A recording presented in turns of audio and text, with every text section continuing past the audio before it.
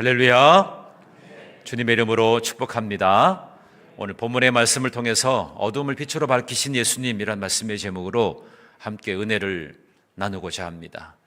이제 사순절 5번째 주일을 맞이합니다. 다음 주일은 종려주일이고 한 주간 고난 주간을 거친 후에 우리는 영광스러운 4월 첫 번째 주일 부활주일을 맞이하게 됩니다. 이제 마지막 끝자락에 우리가 사순절을 지내고 있는데, 이 사순절은 십자가를 향해서 한 걸음 한 걸음 나아가는 은혜의 여정인 것을 우리가 기억하면서 말씀을 더 깊이 묵상하고 그 말씀의 의미를 새롭게 깨닫는, 오늘 특별히 그의 찔림이라고 하는 우리가 찬양을 들었는데, 주께서 나를 위해 죽으셨기 때문에 내가 구원받았고 은혜를 입었다는 사실, 이것을 염두하는 마음을 가지고 말씀을 묵상하게 되는 여러분 모두가 되기를 주님의 이름으로 축복합니다. 우리가 살아가다 보면 그런 경험이 있죠. 인생이 앞이 캄캄하게 전혀 보이지 않는 것 같은 그런 순간을 맞이할 때가 있습니다. 여러분 혹시 그런 경험이 있으세요? 캄캄한 밤에 아무것도 보이지 않는 상황에서 어디로 가야 될지 알지 못하는 그런 상황, 혹시 여러분 경험해 본 적 있으세요? 저는 강원도에 있을 때 참 많이 경험했습니다. 공부하러 서울 갔다가 올라오는 길에 가로등이 하나도 없는 그 산길을 올라가는데요, 얼마나 무서웠는지 몰라요. 옆에 누가 있는 것도 아니고요, 뒤에 막 하얀 게 왔다 갔다 하면 막 이상한 생각이 들고, 그래서 막 쏜살같이 달렸던 그런 경험도 있습니다. 근데 한편으로는 또 저희가 있었던 데가 해발 780m거든요. 그러니까 하늘 아래 아주 가까운 곳, 그냥 기도하면 그냥 금방 응답될 것 같은 그러한 곳에 있었는데요. 어느 날 이제 저녁에 이제 급한 볼일이 있어가지고 동해를 내려가려고 그러는데, 차를 타고 딱 내려오는데 안개가 꼈습니다. 안개가 낀 데다가 가로등도 없지요. 또 차가 안개등이 있다고 해서 켜보니까 그래도 앞이 완전히 보이질 않습니다. 하얘가지고 보이질 않는 거예요. 하얀 밤에 앞을 가려고 해도 갈 수가 없고, 그래가지고 되돌아왔던 그런 기억이 있습니다. 이렇게 앞이 캄캄하게 보여지지 않을 때 우린 참 답답하죠. 때로 우리의 인생이, 내가 살아가는 삶에서 그런 것을 경험하게 될 때는 참 암담합니다. 어디에 무엇을 이야기해야 되고 어디서 풀어가야 될지 모를 때, 그런데 찾아오는 그런 답답함은 이루 말할 수가 없습니다. 모든 것이 막힌 것 같고, 우리의 인생에서 특별히 신앙생활 하다가도 기도해도 응답이 없을 때, 하나님조차 멀게 느껴지는 그런 순간, 우리는 그런 순간을 어둠의 시간이다. 오늘 본문의 말씀에도 이 어둠의 시간에 관해서 우리에게 말씀해 줍니다. 근데 놀랍게도 그 어둠의 순간 가운데서도 빛이 가장 강력하게 드러나게 되는 것을 보게 됩니다. 오늘 말씀은 예수님께서 이제 잡히시는 장면에 대해서 말씀하고 있어요. 그런데 이 장면은 예수님이 이제 잡히셔가지고 십자가에 달리셔야 될 그런 상황이기 때문에 어떻게 보면 패배라고 볼 수 있지 않습니까? 그런데 거기에 패배는 아닙니다. 사실은 하나님의 승리가 시작되어지는 그런 순간이죠. 승리의 순간이 시작된다. 오늘 본문의 말씀은 우리에게 그것을 말씀해 주고 있습니다. 여러분 한번 이러한 장면을 한번 상상해 보십시오. 깊은 밤입니다. 달빛도 없고 별빛도 보이지 않는 아주 캄캄한 완전한 어둠입니다. 한 사람이 길을 걸어가고 있습니다. 그런데 길을 가는데 말씀드린 것처럼 앞이 보이질 않잖아요. 그러니까 어느 길로 가야 될지, 어디에 낭떠러지가 있는지 알 수가 없어요. 걸음을 내디딜수록 더 두려움만 커지게 됩니다. 생각합니다. 이대로 가도 되는 것인가? 이런 생각을 하게 되는데, 저쪽에서 멀리에서 조그마한 불빛이 보입니다. 그래서 거기를 찾아가고 됩니다. 처음에는 희미하게 보였어요. 저게 정말 빛일까 생각을 할 정도로 아주 작은 빛이었어요. 그런데 한 걸음 한 걸음 걸어가다 보니까 점점 길이 조금씩 희미하게, 조금 밝게, 아주 밝게 보이기 시작합니다. 그리고는 이 한 사람이 깨닫게 됩니다. 아, 이제 길이 보이는구나. 길이 보이는 거는 어둠이 사라져서 길이 보이는 것이 아니라 빛이 들어오기 때문에 길이 보이기 시작한 거구나. 이것을 깨닫게 되는 겁니다. 여러분, 중요한 것은 이것입니다. 어둠은 스스로 물러가지 않아요. 빛이 들어와야만 어둠은 물러가게 되어 있습니다. 어둠이 어떻게 물러간다고요? 빛이 들어와야 어둠이 물러간다는 것입니다.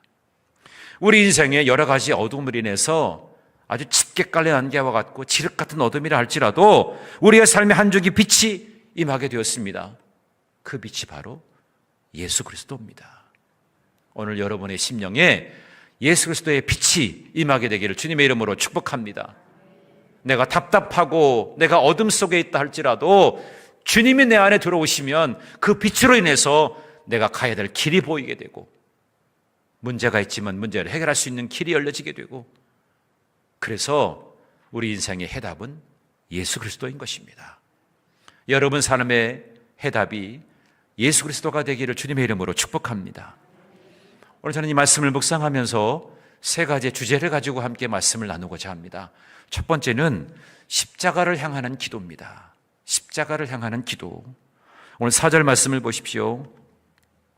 예수께서 그 당한 일을 다 아시고 나아가 이르시되 너희가 누구를 찾느냐. 지금 예수님은 자기를 팔려고 하는 유다와 군대 그리고 대제사장과 바리새인들 이들에게 묻습니다. 너희들은 누구를 찾느냐.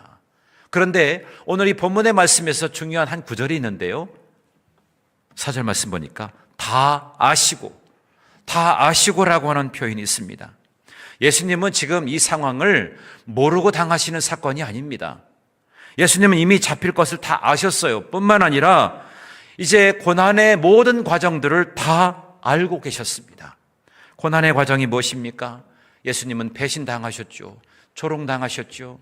채찍에 맞으셨죠. 십자가에 달려 죽으시고 결국에는 운명하시게 되지 않습니다. 운명하시게 되기까지 그 모든 것을 주님은 다 알고 계신 것입니다. 예수님은 실수로 잡히신 것이 아닙니다. 피할 수 없어가지고 잡히신 것이 아닙니다. 앞으로 어찌 될지 다 아시고 스스로 나아가시게 된 겁니다. 오늘 2절 말씀에 나아가라고 하는 말씀 있잖아요. 밖으로 나갔다, 앞으로 나아갔다. 누가 시켜서가 아니라, 억압에 의해서가 아니라 당신 스스로가 자발적으로 나아가게 된 것을 말씀합니다. 근데 여기에는 아주 중요한 두 가지의 신학적인 의미가 있습니다. 첫 번째로는 예수님은 숨지 않으셨다는 거예요. 숨지 않으셨다는 거예요. 겟세마네라고 하는 곳은 숨기 아주 좋은 곳이 많습니다. 예수님은 피할 수 있으려면 피할 수 있었을 거예요. 근데 예수님은 숨지 아니하시고 나아가셨습니다. 나아갔다. 숨지 않고 나아가셨다는 것을 말합니다. 두 번째로 끌려가지 않으셨다는 거예요. 끌려가지 않으셨다. 아직 체포되지 않으셨죠. 군사들이 다가오기 전에 먼저 나아가시게 된 거예요.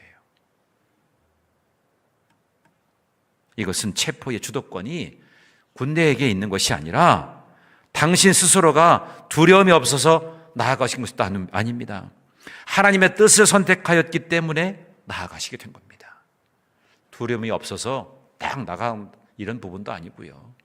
또 이 체포 권한이 군대이기 때문에 그래서 나간 것도 아닙니다. 하나님의 뜻을 이루시기 위해서 나아가시게 된 겁니다.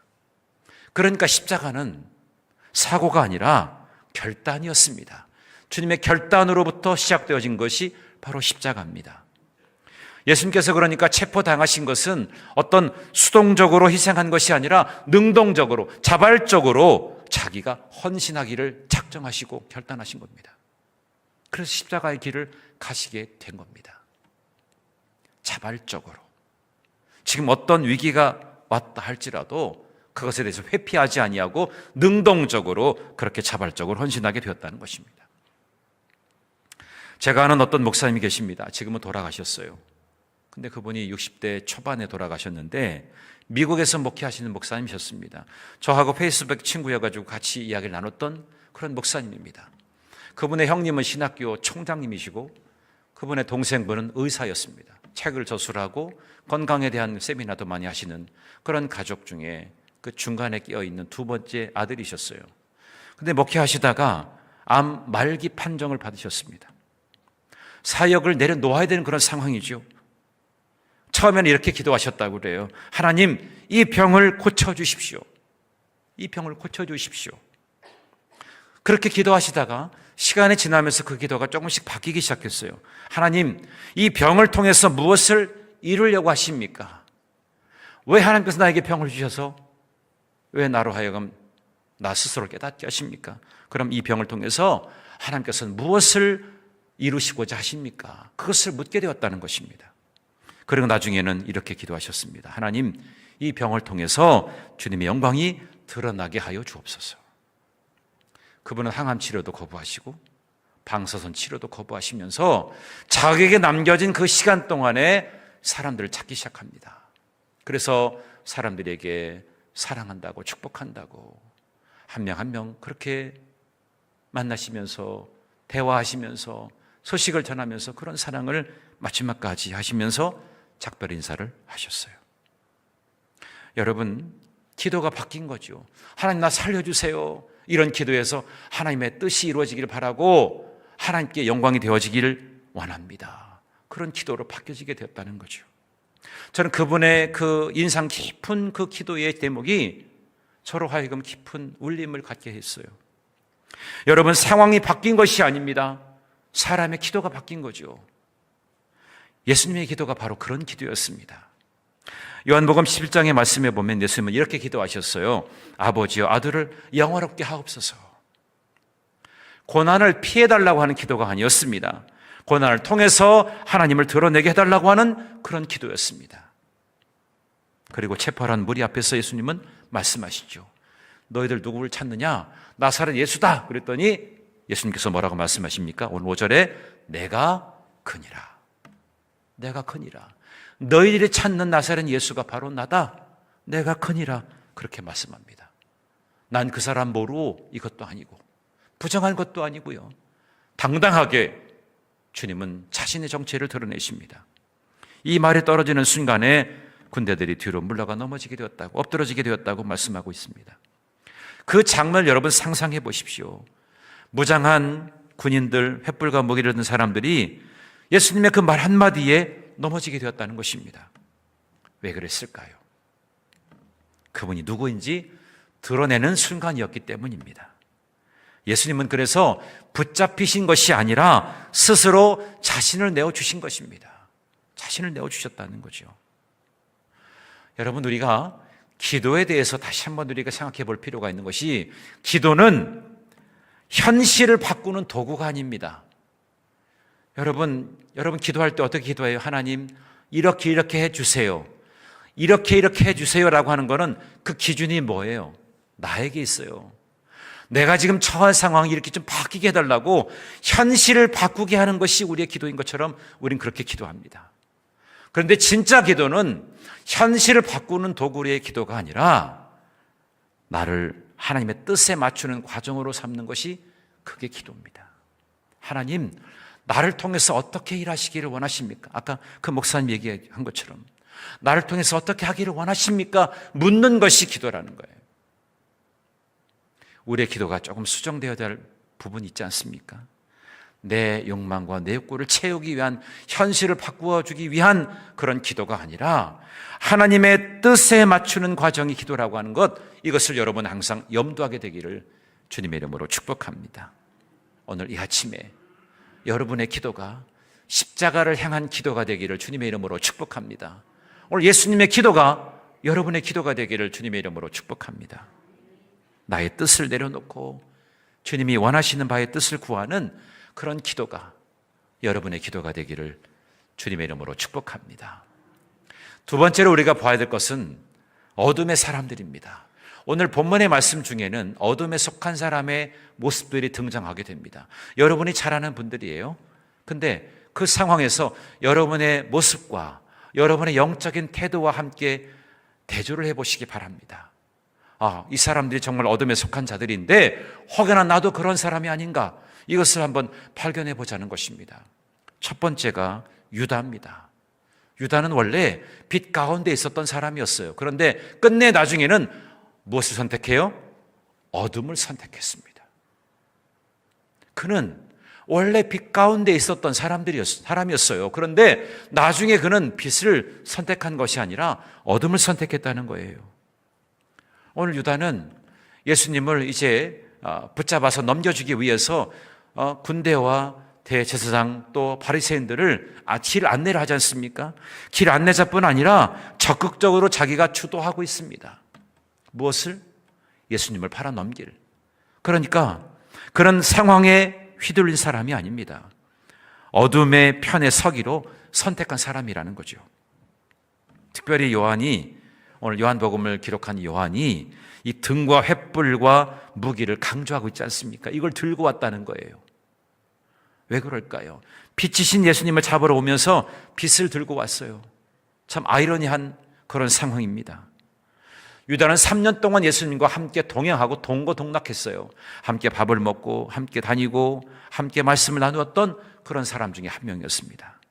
그런데 그는 가장 가까이 있으면서도 자기의 믿음이 변절되게 된 거죠. 자, 여기 이거 보면 가까이에 있다는 것이 믿음이 아닌 것을 알 수 있습니다. 가까이 있다고 해서 그것이 믿음이 아닙니다. 그는 빛 가운데에 있었지만 빛을 거부한 자였어요. 진리를 알았지만 진리에 담긴 사랑을 실천하지는 않은 사람이었어요. 외형적으로는 제자였지만 내면은 어둠에 속한 자였습니다. 여러분 한번 생각해 보십시오. 나는 빛에 가까이 있으면서 빛을 거부한 자는 아니었는지, 말씀은 알지만 말씀을 온전하게 실천한 자였는지, 이것을 돌아보라는 얘기입니다. 내가 정말 주님을 따르는 제자입니다 라고 하지만 실제 내 내면은 어둠으로 가득 차 있는 것은 아닌가, 이것을 우리에게 돌아보라고 하는 질문입니다. 그러니까 예수님과 가까이 있다고 하는 것과 예수님께 속했다는 것은 다른 상황이라는 거예요. 우리는 예수님께 가까이 있는 것만이 아니라 예수님께 속해 있는 자가 되어야 할 줄로 믿습니다. 지금 유다는 무엇을 하고 있습니까? 예수님을 팔아 넘기려고 하고 있어요. 어둠이 아주 깊이 새겨져 있다는 겁니다. 빛 가운데 있었지만 결국에 어둠을 선택한 사람의 유형이라는 겁니다. 그 뒤에 군대와 종교 지도자들이 나옵니다. 이들은 체제 안에 갇혀 있는 자들입니다. 로마 군대, 이들은 정치 권력이었습니다. 또 대제사장과 바리새인들, 이런 자들은 종교 지도자들이었어요. 종교적 권력을 가지고 있는 이들이었습니다. 사실 이들은 원래 긴장 관계에 있었던 자들이에요. 그런데 어느 순간에 하나로 뭉쳐지고 있어요. 왜 그럴까요? 진리를 제거하기 위해서, 그들은 진리를 제거하기 위해서 하나로 지금 뭉쳐지고 있습니다. 여기에 군대라고 하는 표현을 쓰고 있는데, 이 군대는 이 당시에 로마의 코호르트라고 해서 약 600명 정도의 규모를 말합니다. 우리나라 육군 병력으로 말하면 한 대대급 정도 되겠죠. 600명 정도면. 한 사람을 붙잡기 위해서 600명이 동원됐다는 겁니다. 과잉 대응이죠. 얼마나 두려웠으면 이렇게 600명이나 동원하면서 나사렛 예수님을 체포하려고 했겠습니까? 이들은 단순히 개인적으로 악한 사람들이 아닙니다. 그들은 체제 안에 있어요. 명령을 따르는 군인이었고요, 종교적 질서를 지키려고 하는 그런 지도자였을 뿐입니다. 그런데 문제는 뭐였냐면 하나님이 없는 그 체제는 결국에 어둠의 도구가 될 수밖에 없다는 겁니다. 하나님이 거하시는 곳이 아니면 결국에 그것은 어둠의 도구다, 이것을 말씀해 주는 거죠. 체제 안에 갇혀 있었던 이들이 바로 이 군대와 또 종교 지도자들이었습니다. 그리고 세 번째로 등장하는 사람이 그 뒤에 부분에 나오면 베드로입니다. 여러분, 베드로는 어떤 사람이었습니까? 뭔가 열심을 가지고 열정을 가지고 있는 것 같지만 실상은 잘못된 열심이었어요. 잘못된 열심. 그는 칼을 꺼내 들어서 대제사장의 종 말고의 귀를 잘라버립니다. 베드로는 생각하지 않고 이렇게 즉각적으로 행동하는 그런 성격이죠. 그의 성격이기도 하지만 영적으로 볼 때는 아주 중요한 의미가 있어요. 열심은 있었지만 분별력이 부족한 상태였어요. 여러분, 무엇인가 열심히 하는 것도 중요하지만 잘 분별해야 됩니다. 잘못된 열심을 가지면 안 되잖아요. 이단들이 얼마나 전도를 잘합니까? 그런데 본질을 잃어버리고 엉뚱한 것에 열심을 갖고 있단 말입니다. 베드로의 행동은 계획된 저항이 아니었어요. 충동적인 행동이었습니다. 베드로는 어떤 사람이었습니까? 누구보다도 예수님을 사랑했던 수제자였어요. 충성심도 있었고 열정도 있었습니다. 그런데 그 베드로의 행동에 대해서 예수님이 뭐라고 말씀하시죠? 칼을 칼집에 꽂아라, 그렇게 말씀하십니다. 너희가 한 이 행동은 잘못된 것이다, 그것을 지적하는 겁니다. 열심히 있다고 해서 다 옳은 것은 아니죠. 하나님의 뜻과 맞지 않는 열심은 오히려 그것이 하나님의 일을 방해하는 것입니다. 아마도 베드로는 예수님께 인정받고 싶었을 것입니다. 내가 이 정도로 당신을 지키기를 원합니다, 그러면서 대제사장 말고의 귀를 잘라내면서 함부로 우리 예수님에 대해서 공격하지 마, 잡아가지 마, 안 돼, 이러면서 아마 예수님께 인정받고 싶었던 마음이 있었을 겁니다. 그러나 그것은 오히려 어둠이었습니다. 하나님의 뜻하심을 알지 못하는, 분별력을 잃어버린 열심이었다는 것입니다. 제가 부목사 시절에 열심히 했던 청년이 있었어요. 이 청년이 교회에서 찬양대도 하고 방송실도 하고 여러 가지 막 봉사를 참 많이 했습니다. 근데 어느 날 상처를 받았다고 교회를 떠나가게 되었어요. 나중에 이야기를 들어보니까 왜 내가 그렇게 일하는데 나를 인정해 주지 않느냐 이거예요. 내가 이 정도 했으면 좀 인정해 줘야 되지 않겠냐, 그러면서 인정받지 못한 것 때문에 결국에는 떠나가더라고요. 우리 마음속에는 누군가로부터 인정받고 싶어하는 욕망이 있습니다. 그런데 그 욕망을 제어하지 못하면 결국에 빛 가운데 있는 것 같지만 실상은 어둠이라는 겁니다. 여러분 잘 보세요. 누군가로부터 인정받고 싶어하는 것이 주님의 마음일까요? 사단이 주는 마음일까요? 이걸 잘 우리가 분별해야 됩니다. 요즘같이 신앙생활하기 어려운 때에 우리가 정말 마음에 붙들어야 될 것은 뭐냐면, 내 마음속에 하나님 분별력을 주십시오. 이것이 옳은 것일까요? 그런 것일까요? 이거에 대해서 한 번쯤은 생각해 볼 수 있는 그런 지혜가 우리에게 필요한 겁니다. 오늘 새벽에 슬기로운 처녀와 어리석은 처녀에 대해서 비유를 주신 말씀을 우리가 묵상했는데, 그렇지 않습니까? 등은 준비했지만 기름을 준비하지 않았어요. 신랑이 와서 이제 혼인잔치에 참여하게 되는데, 슬기로운 처녀는 등과 함께 기름을 준비했기 때문에 그 잔치에 들어갈 수는 있었지만, 결국에 기름을 준비하지 않았던 이 어리석은 처녀는 결국에 그 기름을 찾으려고 하다가 보니까 다 없어요. 신랑에게 물어봅니다. 우리를 제발 그곳에 들어가게 해주십시오. 그랬더니 나는 너희를 알지 못한다 그랬거든요. 이거에 대한 분별력을 잃어버렸던, 이 혼인잔치에 들어가야 되는 상황에 대한 이 분별력을 잃어버렸기 때문에, 함께 있긴 있었지만 준비되어 있지 않았기 때문에 결국에는 혼인잔치 들어가지 못했어요. 여러분, 우리가 신앙생활을 한다고 해서 다 구원받는 것은 아닙니다. 외형은 신앙생활을 하는 것 같지만 내 내면이 어둠에 있으면 구원의 은혜를 누리지 못하는 겁니다. 이걸 우리는 알아야 돼요. 교회에만 나오는 것으로 우리가 만족하는 것이 아니라, 내 안에 어둠을 몰아내고 내 안에 빛이신 주님을 맞이함으로 그분의 인도함을 받고 그분의 주권을 인정하고 그분 안에서의 구원의 은혜를 누리고자 하는 그런 마음을 갖고 있는 자들이 혼인잔치에 들어갈 수가 있게 되는 것입니다. 기름이라는 것이 뭡니까? 성령을 뜻하는 거죠. 우리의 영적인 충만함 상태를 말하는 것이겠죠. 오늘 우리는 과연 하나님의 은혜를 사모하는 마음을 가지고 그런 분별력을 가지고 있는지, 오늘 이 베드로의 모습을 보면서 다시 한번 깨닫게 되는 겁니다. 여러분, 우리는 나 스스로에게 이렇게 질문해 볼 수 있어야 됩니다. 나는 과연 어둠 속에 있는 자인가? 유다처럼 가까이는 있지만 믿음에 있어서는 멀어져 있는 자가 아닌가?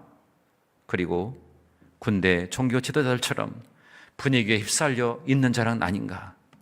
베드로처럼 방향을 잃어버린 열심을 가지고 있는 것은 아닌가? 이거를 여러분 스스로에게 질문해 보시기 바랍니다. 그러면서 이제 세 번째, 이제 빛의 세계를 위하여 나아갑니다. 오늘 11절의 말씀은 단지 베드로의 행동을 제지하는 주님의 말씀이 아닙니다. 어둠의 방식, 빛의 방식이 얼마나 결정적으로 갈라지게 되는지 그 지점을 말씀해 주는 거예요. 어둠의 방식은 아까 우리가 세 사람의 모습을 본 것처럼 배신, 또 무력, 폭력, 이것이 어둠의 방식입니다. 그러나 빛의 방식은 뭡니까? 주님께서 우리에게 보여주신 것이죠. 순종이고 희생이고 구속인 겁니다. 오늘 이 말씀은 예수님께서 어둠의 세계를 거부하시고 빛의 세계를 선택하셨다고 하는 그런 선언입니다. 그래서 베드로에게 칼을 칼집에 꽂으라고 했는데, 이 칼이 주는 것은 무엇입니까? 인간의 어떤 힘, 폭력적인 해결 방식, 또 자기 본능, 뭐 이런 것을 의미하겠죠. 그것을 다시 집어넣으라, 이런 말씀입니다.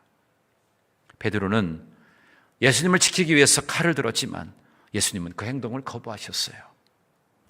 하나님의 나라는 칼로 세워지는 나라가 아닙니다. 힘으로 이기는 나라가 아닙니다. 사랑과 희생으로 이루어지는 나라입니다. 그래서 빛의 세계는 칼로 지켜지는 것이 아니라 십자가로 세워지는 세계입니다. 빛의 세계가 그렇습니다. 주님께서 우리에게 보여주는 그런 세계는 칼로 지켜지는 것이 아니라 십자가로 세워지는 세계인 것을 우리가 알아야 됩니다. 그러면서 오늘 11절 하반절에 아버지께서 주신 잔을 내가 마시지 않겠느냐. 이것은 어떤 말입니까? 아버지께서 나에게 주신 잔이기 때문에 내가 그것에 순종하고 내가 마시겠다. 그런 말씀이죠. 여기서 잔이 이야기하는 것은 무엇일까요? 그것은 고통입니다. 십자가입니다. 하나님의 진노입니다. 이것을 주님께서 거부하지 아니하시고 받아들이시겠다고 하는 겁니다. 왜 그럴까요? 바로 우리를 구원하시기 위한 하나님의 구원의 길이기 때문에 그렇습니다. 이 잔은 우연히 주어진 것이 아닙니다. 아버지께서 주신 그 고난조차도 하나님의 계획 안에 있다는 것을 십자가는 우리에게 보여주고 있는 겁니다. 십자가는 그래서 비극이 아니라 빛의 세계를 여는 하나님의 방법입니다. 빛의 세계를 여는 하나님의 방법이 바로 십자가다. 여러분, 그래서 빛의 세계는 누군가의 희생이 없이는 열려지지 않습니다. 바로 여기에 주님은 그 문을 여시기 위해서 잔을 드셨습니다. 구원의 길을 열어주시기 위해서, 빛의 세계로 우리를 초청하기 위해서 주님은 그 문을 여시기 위해서 그 잔을 드시게 된 겁니다. 고통도 감내하시고 십자가를 지시고 하나님의 진노를 머금으신 주님을 우리는 보게 됩니다. 우린 여기서 우리의 시간이 얼마나 하나님의 시간과 다르다는 것을 우리는 압니다. 우리는 지금을 봅니다. 그렇지만 하나님은 전체를 보시는 분이십니다. 우리는 고통을 봅니다. 그렇지만 하나님은 구원을 보시는 분이십니다. 하나님은 구원을 보시는 분이시다.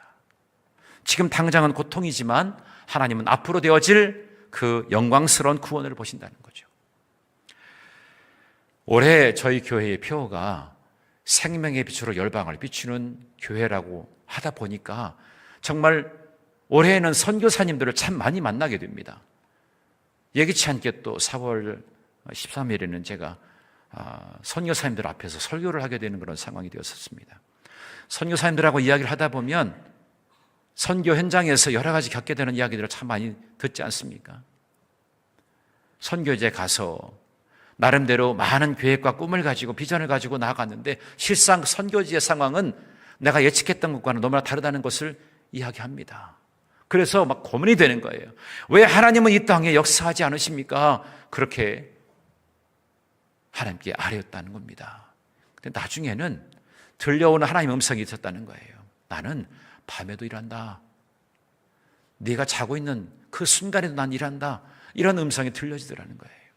그래서 믿음을 가지고 시간을 다투고 오랜 시간을 버티면서 꾸준하게 하다 보니까 점차 그 마을이 변화가 되어지고 주님을 만나는 그런 계기들이 보여지게 되었다는 그런 간증을 듣게 됩니다.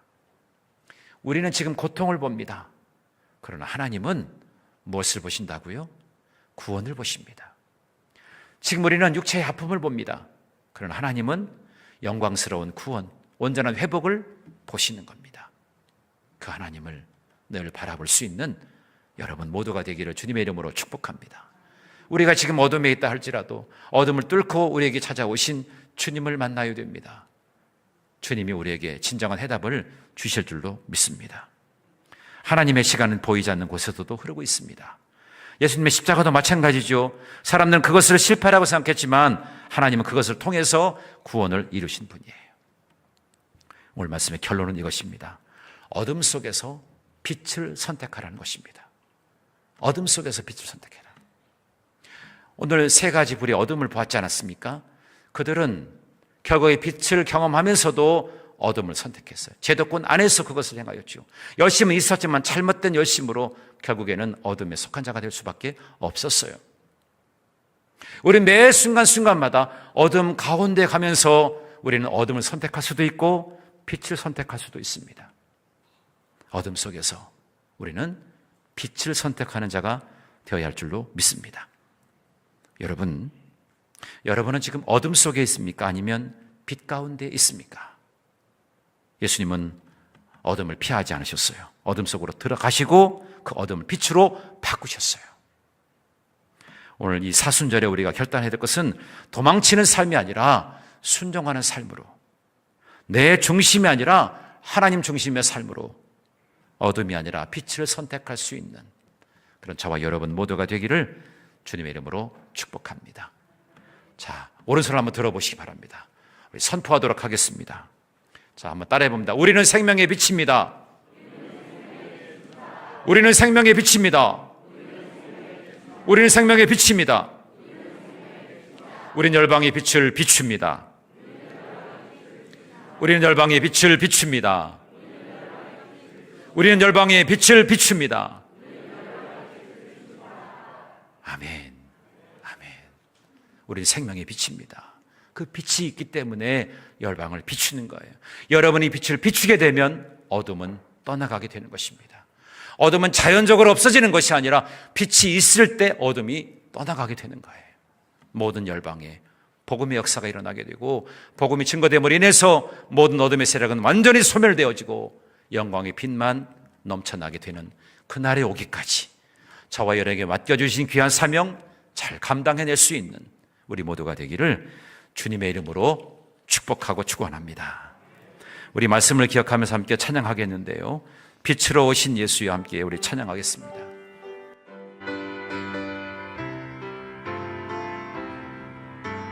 어두운 세상의 빛으로 오신 예수여, 어두운 세상을 밝히러 오신 예수여, 나의 어두운 맘 속에 들어오셔서 나의 어두운 맘 밝혀주소서. 빛으로 오신 예수여, 빛으로 오신 예수여, 빛으로 오신 예수여, 나의 어두운 맘 밝혀주소서. 죄악된 세상의 빛으로 오신 예수여, 죄악된 세상을 밝히러 오신 예수여, 나의 더러운 마음속에 들어오셔서 나의 더러운 마음 씻어주소서. 빛으로 오신 예수여, 빛으로 오신 예수여, 빛으로 오신 예수여, 나의 어두운 마음 밝혀주소서. 빛으로 오신 예수여, 다시 한번 찾아봅니다. 빛으로 오신 예수여, 빛으로 오신 예수여, 빛으로 오신 예수여, 나의 어두운 마음 밝혀주소서. 아멘. 존귀하신 아버지 하나님, 빛 대신 주님을 찬양합니다. 어둠 속에서도 십자가를 향해 걸어가신 주님을 바라봅니다. 주님, 내가 피하려 했던 십자가가 있다면 이제는 순종함으로 나아가게 하여 주시옵소서. 내 안에 있는 어둠을 보게 하여 주시고 그 주님의 빛으로 그것을 비추게 하여 주시옵소서. 잘못된 열심이 아니라 온전한 열심으로 주님의 뜻에 맞는 순종을 선택하게 하여 주시고 내 삶의 모든 시간 속에서 주의 손길이 임하고 있음을 기억하게 하여 주시옵소서.